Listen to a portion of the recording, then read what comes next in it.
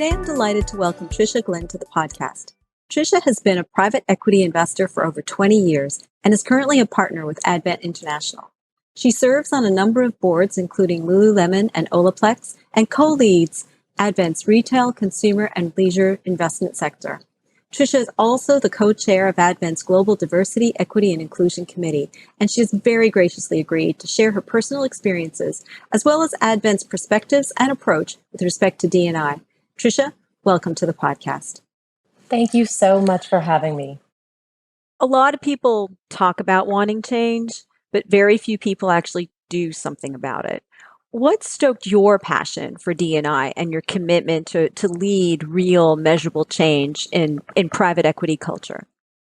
I became aware of the power of role modeling, the pressure of it as somebody who had to be the role model in many instances. But if you look at the top of an organization, which we do in investing all the time, and say, how are you going to drive change? How you really drive change is the processes, not any individual talent or person. And so my visibility, frankly, from just what we do in the world, like make businesses better, allow them to go capture that market better. DEI is a component of how we can affect real change. And so that's one way of answering your question. The second is I just sort of can't not do it. This has been a passion for a long time. And just frankly, with each new, position I've had in the industry, it's unlocked more that I can do. And that makes me feel really good. It makes me feel like I'm impacting change. Angela Ahrens, who ran Burberry and then Apple Retail globally, phenomenal executive.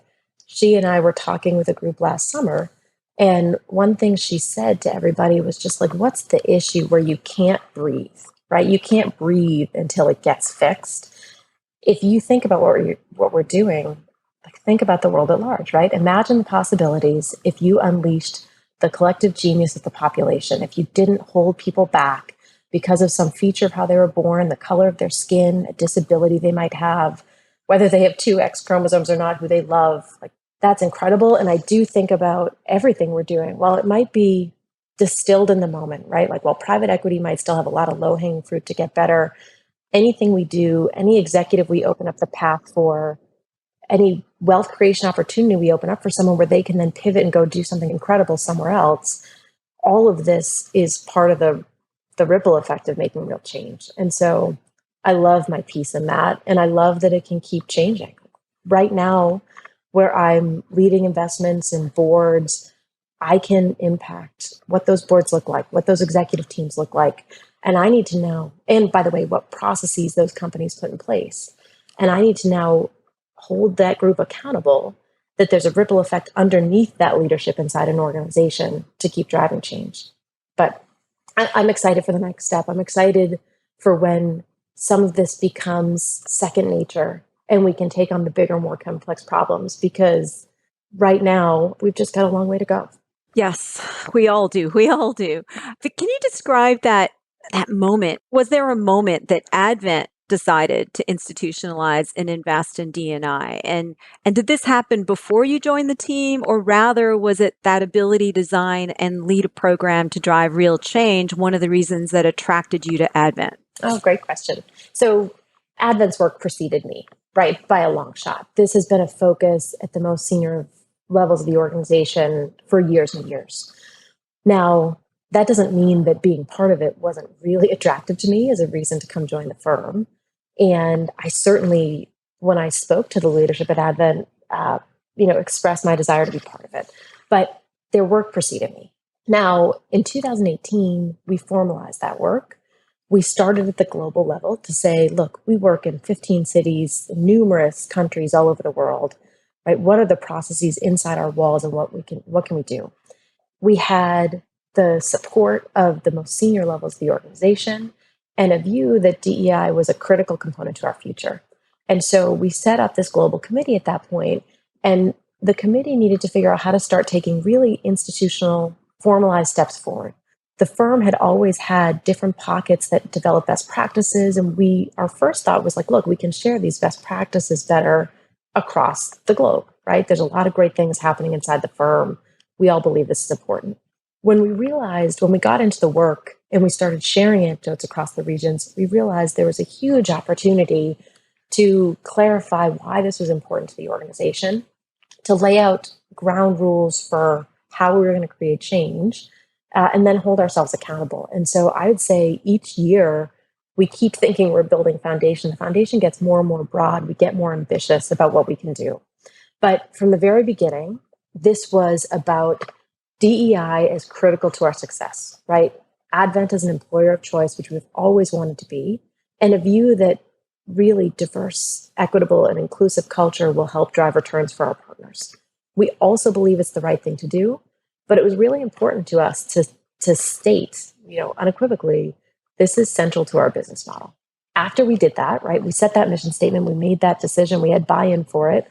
We decided we were going to drive change across 4 pillars in the internal organization. That was recruitment, development, retention, and culture. And each of those pillars required us to get educated, to find third-party experts to help us, to formalize, to look at our processes of how we were making decisions, and to basically start stripping out bias and following best practices that have, by the way, been instituted in other places across the world, and then learn how they impact our culture.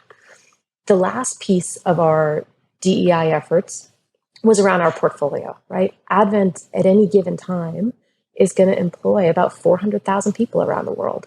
And so our ability to drive DEI for those employees too is hugely important to us.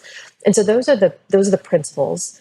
Over time, I know I said we've gotten more ambitious. We've also had to bring more people into the group. And so while it started as a global coalition and committee of partners, we've extended that outside of the partner group because we need, again, diverse opinions from as many different perspectives as we can get. We've set up regional committees. And so our current structure is basically this global committee is the tip of the spear. Where do we want to go next? Where can we build? The regional committees need to take the global policy, implement them thoughtfully for their region.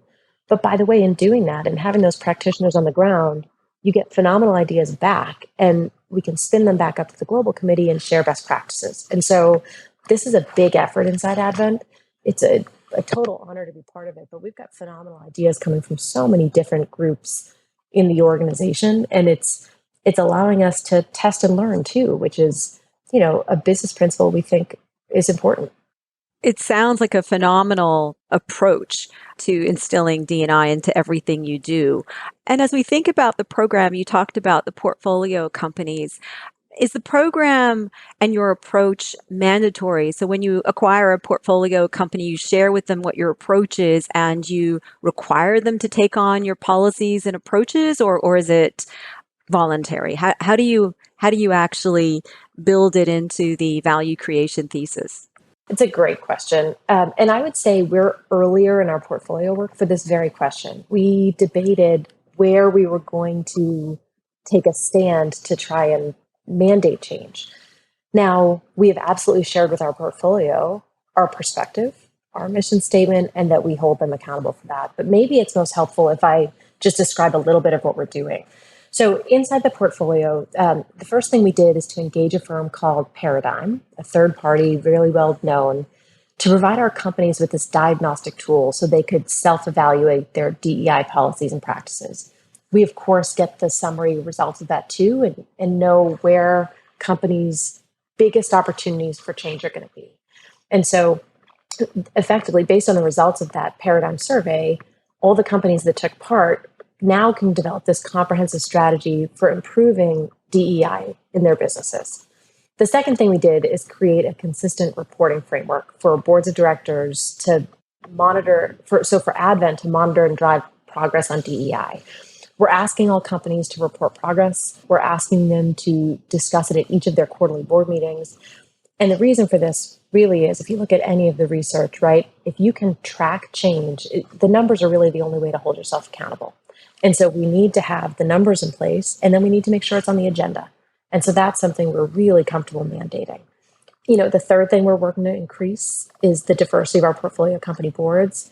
We are building a database of diverse executives and board members, and we've engaged a number of firms to help with recruiting. And we're looking at policies, outcomes. Again, this is an area where we know we can implement change. The fourth is, I think, pretty cool. And so we're looking to foster diverse talent from within our portfolio. And so what we did was just over the course of the last 6 months, we've partnered with Harvard Business School to launch the Advent Leadership Academy. This is an executive education program. It's taught by HBS faculty, and it provides high potential diverse leaders from across our portfolio with both a network and community for each other, but also knowledge and skills to help accelerate their professional development. This is very real time. So we have 40 people from 22 companies taking part in the inaugural program, and it just kicked off April 1st. It'll run for the next 3 months, but we're hoping that this is something we can do a lot over years and years to come. Yeah, I saw that announcement. Very exciting, actually. And the people that are participating in this inaugural class, can you tell us a little bit about how they were selected? Sure. It was a combination of both the executive teams at those companies nominating, and then Advent trying to build a diverse cohort within. And so partnership, like everything I'm walking through with the portfolio, it's a partnership where, just like other really critical business processes, right? Our companies have to have the ability inside their walls to run their business, attack their market, drive change. What we can do as a value-added investor is provide support in critical issues, critical processes. We share best practices. We're taking the same tone on DEI, and we're being directive because we think it matters, and we think it matters in a timely basis. And I guess a couple of thoughts come to mind. One, when you're looking at a target and you're in the negotiation stage, have you found that your approach to D&I and what you bring to the table has been attractive in the negotiation process? And targets are looking at Advent perhaps more favorably than other firms because of what you bring to the table from a D&I perspective? They are, and it's so nice to see. Because look, that's obviously wonderful. But I just recently, just a couple of weeks ago, I actually had a business that told us we had been selected to move forward in a process with them, in large part because of our DEI practices and what we were clearly doing inside our portfolio and what they thought we would do for their employees if we were the owners in the next go around. And so that was, that was one of those things that brightens your day a bit as you're going through it. Oh my gosh, that is fantastic. And not only is that fantastic and kind of gives you that sense of we're doing something right, we're moving in the right direction, but I'm sure that it also is going to play a big role in terms of, the people within the organization, the retention of talent and the attraction of talent within Advent itself going forward, to see that you're actually making this real change and impacting people's lives in real time. Absolutely. I am a big believer that all of these steps forward, all of these initiatives, they feed on each other, right? Bringing people onto a diverse board where they can feel the difference of having their voice heard, hiring diverse and promoting diverse talent, just creating a culture where people are comfortable talking about these issues, right? These are human issues. It doesn't mean we don't hold ourselves accountable as an organization to fix it, right? And to not be part of extending the problem. And we all know we have a long way to go, but we are trying, and we are bringing people into the fold who care about this. And all of that has knock-on effects.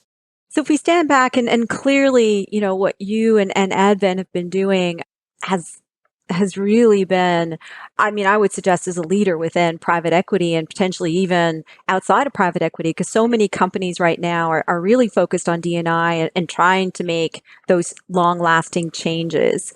But oftentimes I also would suggest that many people don't even know where to start. They have good intentions, but it's hard to get started. Given all that you've learned and the programs you have in place, do you have maybe, for our audience, some 5 actions, if you will, that private equity firms can take today that you think will be most impactful in the long run in terms of moving the needle with respect to D&I? Sure, I'm happy to share. So this is certainly informed from what we did, right? Because we all come to this, or many deal partners in the industry, right? We're not DEI experts. But there are DEI experts out there. And so a lot of what you're going to hear me say is listen to them. But if I were to pick five, right? One, find the experts who understand your industry and understand how to drive diverse, equitable, and inclusive cultures, right? Third-party firms, academic researchers, there's so many ways to learn. So step one, learn. Two, pick up the phone, right? We all benefit from making the industry better. And I have found DEI experts inside private equity at other firms, but also outside private equity at just, companies that we admire that have been really, really willing to help us. My third perspective would be to track your data, right? See where your biggest issues are, be honest about it, and pick the issues you're going to go start trying to drive change and hold yourself accountable to them. I had somebody very early tell me, you don't need to share all the data immediately, but you need to know what it says if you're a leader of an organization. And the goal is to share it, right? The goal is to have everyone in your culture know what you're driving towards. But first, you got to track it. So that would be point three. Point four, I would say, make it okay to say the wrong thing for a little while. And I have certainly been impacted as people have said things that didn't take into account my background. And I know that we're talking about microaggressions, right? Or aggressions.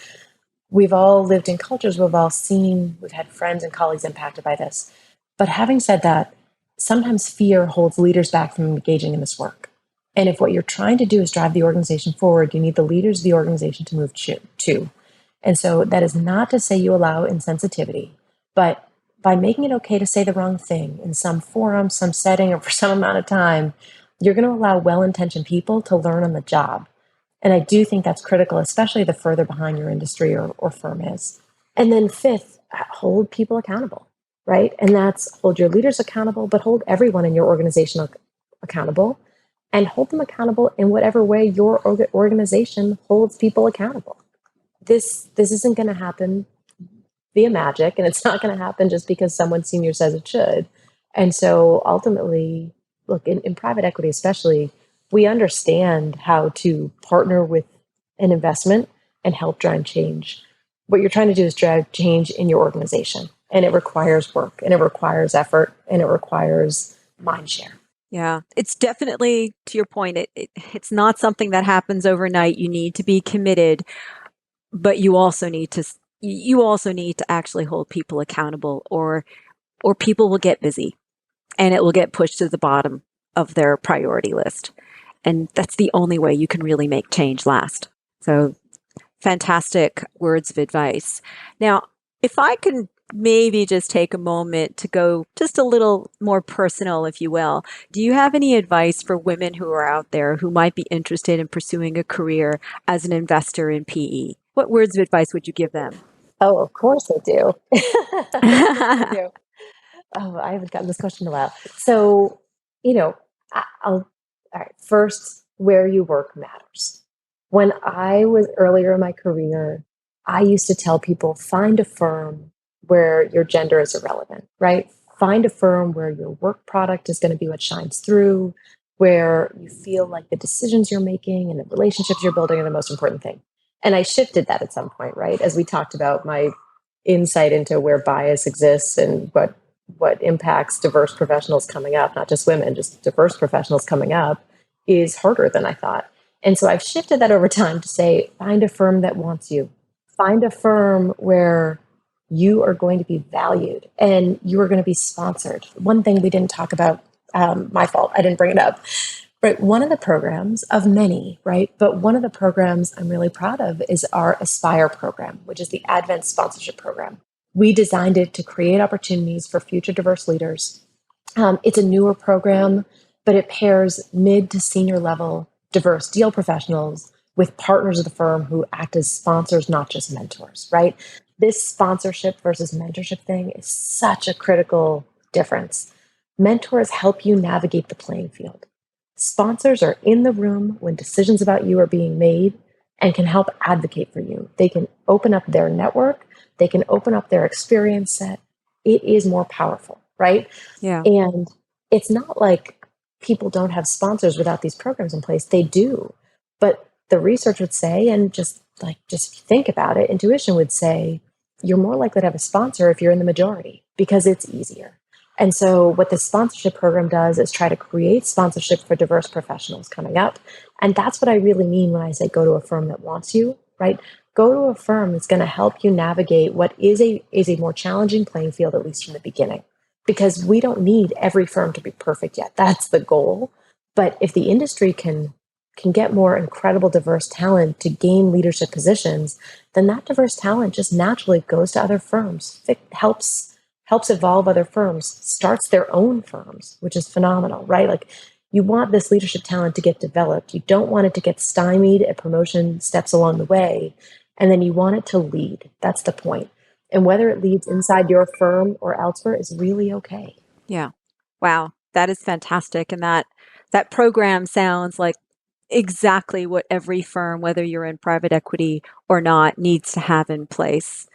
Because you're right, there's so many different levers that need to be put in place to help move change and help diverse people get through that barrier. I mean, we used to call it the glass ceiling. I don't know if the glass ceiling still exists, but I don't know what we call it these days, but there is definitely hurdles in a career path for a diverse individual.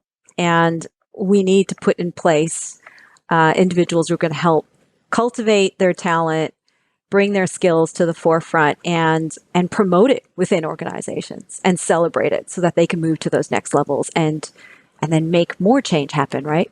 And bring more diverse perspectives on board. I think that is very well said. I agree. Well, Tricia, thank you so much for your time today and for your insights and perspectives. I have truly enjoyed our conversation, and I know everyone will really value what you've shared and the insights and the words of advice. So thank you very much. Well, thank you for doing this. Thank you for bringing voices from the industry to talk about these issues. It's important, and I'm just grateful because I know the time and effort that you put into this is real. So on behalf of all of us, thank you for bringing voice, focus, and attention. Oh, thank you, Tricia.